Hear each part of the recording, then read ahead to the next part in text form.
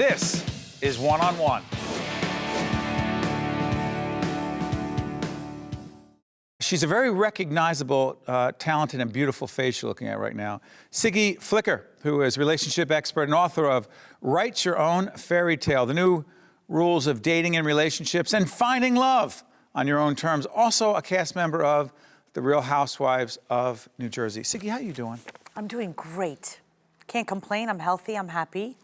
Where'd you get this positive attitude? You know what? I think it's because I was born in Israel. And I think that Israeli people are different in nature because, you know, when you grow up in a small country that's smaller than the size of New Jersey, and when you finish school there, there's always that constant fear that a bomb might be blowing up behind you and always looking over your shoulder. And you're really grateful for the little things that you have in health, little things that you have in life. Like you know, health. Like health, and like happy, like children. And, you know, everybody in Israel knows somebody who's died. It's just a way of life there. You're always, and I think that, you know, I grew up in America. I've been here since the age of 5, but I just always had that attitude of, wow, things can be so much worse. And I had a sad childhood. I didn't have the best childhood, but I was always, Siggy, it could have been worse. You have your parents, you have your brother and sister.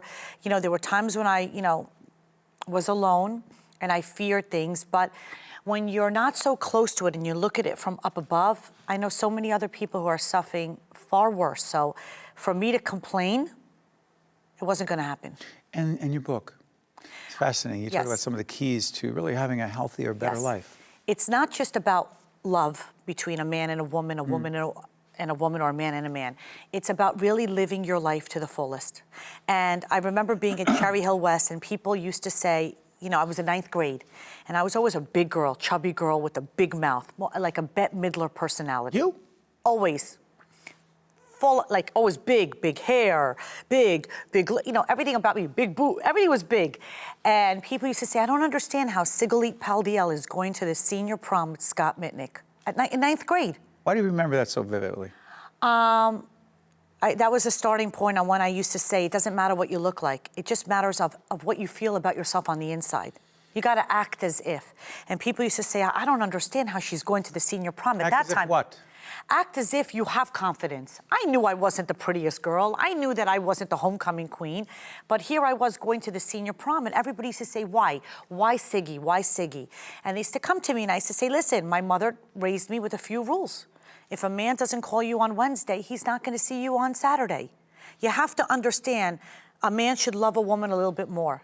Men are hunters by nature. They don't want you to make it easy on them. If you make it easy on them, the challenge is over. So I always held myself together like a lady, and I had this inner confidence that portrayed, and relationships were always a great thing for me.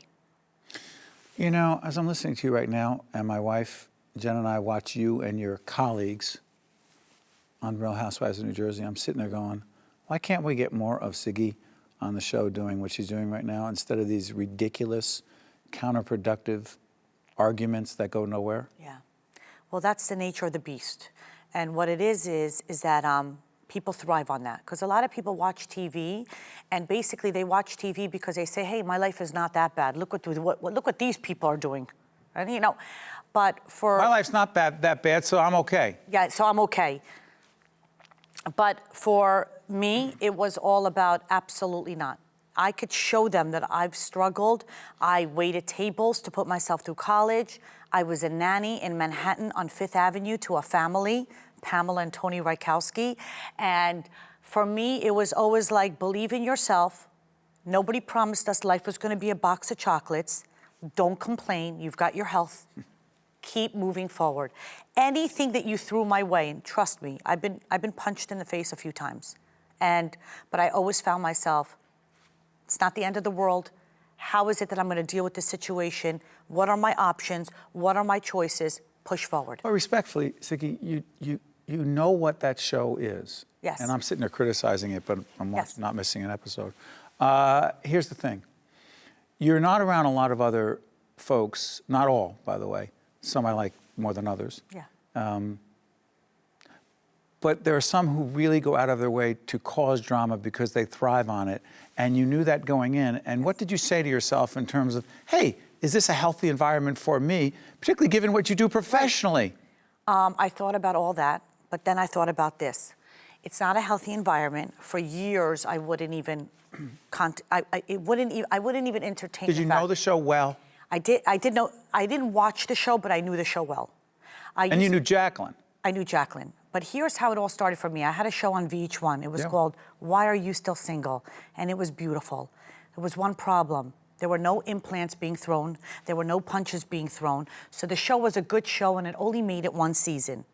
And from there, I got that chutzpah in me, and I said, you're just not going to throw me to the side. And because of Wendy Williams and Dr. Phil and Dr. Drew. Because they had you on a lot. They had me on the Today Show, Good Morning America. For the next 3 years of my life, they kept me relevant.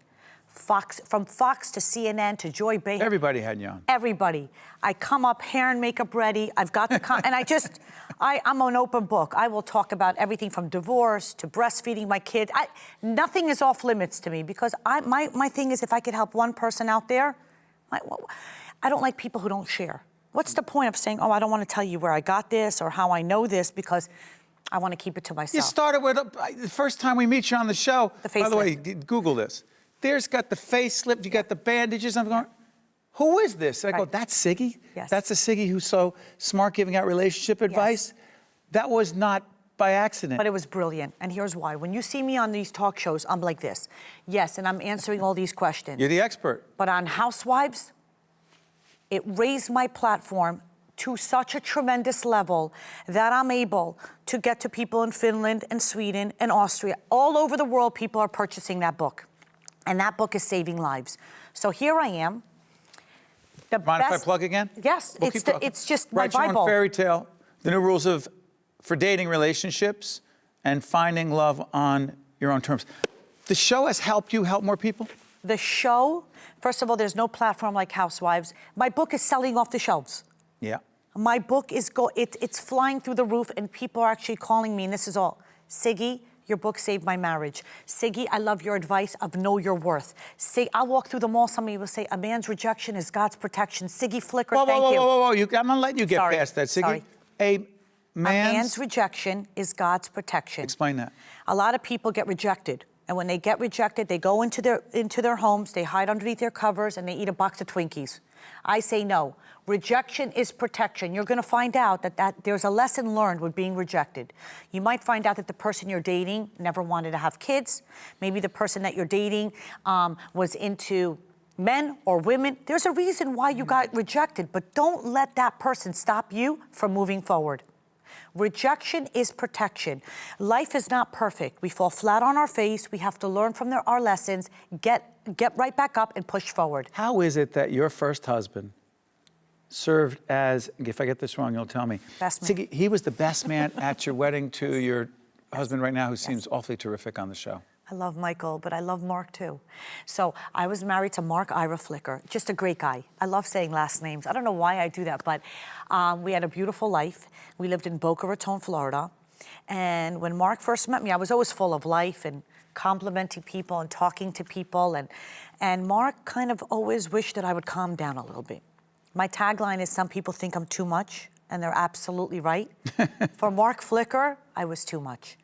He wanted me more to be like a Stepford wife, quiet, reserved.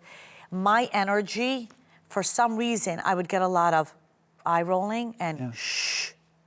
And for me, I tried to be quiet and calm, but I found myself resenting him for it and thinking to myself, this is not a way to live life, because I teach people in the book, you have to live your authentic self. Eventually, someone's going to discover who you are. So why not start right out of the box? Be who you are. If they don't like you for who you are, let the door hit their tushy on their way out. So I approached him and I said, Mark, listen, I love you as a person, but obviously we're growing apart. Let's try to do this without an attorney and move forward. And he's such a class act. We did it. We moved forward, and he allowed me with 2 children. And he's such a great parent that I found the love of my life, Michael, Campanella. I always say last names. But I wanted to move back to Jersey and be with my family. And your ex found someone. Yes. And I watched a scene where you were having dinner together. Yes. And you could not have been friendlier and warmer love her. to his wife. She's the classiest girl. She's quiet, she's calm. Did you get them together? No, I didn't get Mark and Twee together, but I matched Mark with several women when I was a matchmaker, and they all were crazy about him. They're like, Siggy, he's the most handsome.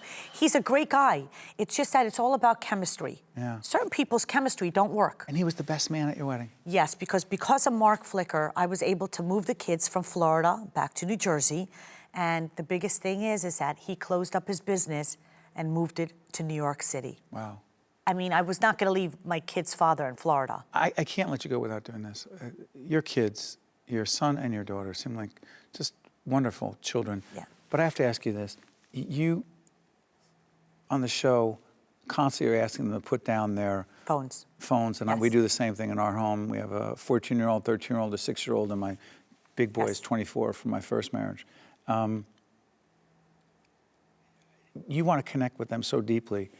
How much has this show impacted and improved your relationship with your kids? Amazing. The show has been nothing but great for my family, especially my relationship with my parents. But with my kids... Who said they wanted more from you? Yes. Time with you. But it made me realize, oh my God, I'm doing the same thing that my mother wants, more time with me, and I only want more time with them. But what you didn't see is my son Joshua has a 4.2 GPA. He's brilliant. Out of 4. Out of 4. That's extra credit and honor That's right. classes. He goes by the book. So when he's on his phone, it doesn't bother me because he gives me the time. Sophie's a mini Siggy. She's ADHD. She can't concentrate on Insta, Finsta, Snapchatting, and getting her homework done. I take her phone away for a few hours every day after school. Her grades went up. Education in my house is the most important thing. You're not getting the grades? To love your children is to say no. That's how I raise my kids. You gonna stay on the series, Housewives? I'm not sure yet. We're just wrapping up right now. Yeah. But I have to tell you, I'm honored and grateful. I would do it all over again, and I wouldn't change anything that I did. You're one of my favorite housewives. My wife's, she loves you too, but who's my wife love? Who does she? Dolores. Dolores. She's great. Dolores is my best friend. And a real girl from the streets of Patterson. And she's a proud Jersey girl. And when I said to Dolores, I said, Dolores, enough with this Jersey stuff. We're gonna make Jersey great again. We're gonna make Jersey proud of this show. And I believe that we did it. So you keep doing what you're doing, help a lot of people. And you don't mind? Write your own fairy tale, because that's what Siggy's doing every day. Thank you for helping a lot of people and joining us at NJ Pack. Thank you so much for having me. All right, all the best. Thank you. We'll be, no, we're not gonna be back. This is the end of the show. I just got so caught up. Yeah. See you next time. You're terrific. The preceding program has been a production of the Caucus Educational Corporation and the New Jersey Performing Arts Center in association with NJTV and WNET. Funding for this edition of One-on-One with Steve Adubato at NJ Pack has been provided by TD Bank, Prudential Financial's Global Communications Department, NJIT, Josh S. Weston, the Fidelco Group, RWJ Barnabas Health, and by Verizon. Transportation provided by Airbrook Limousine, serving the metropolitan New York, New Jersey area.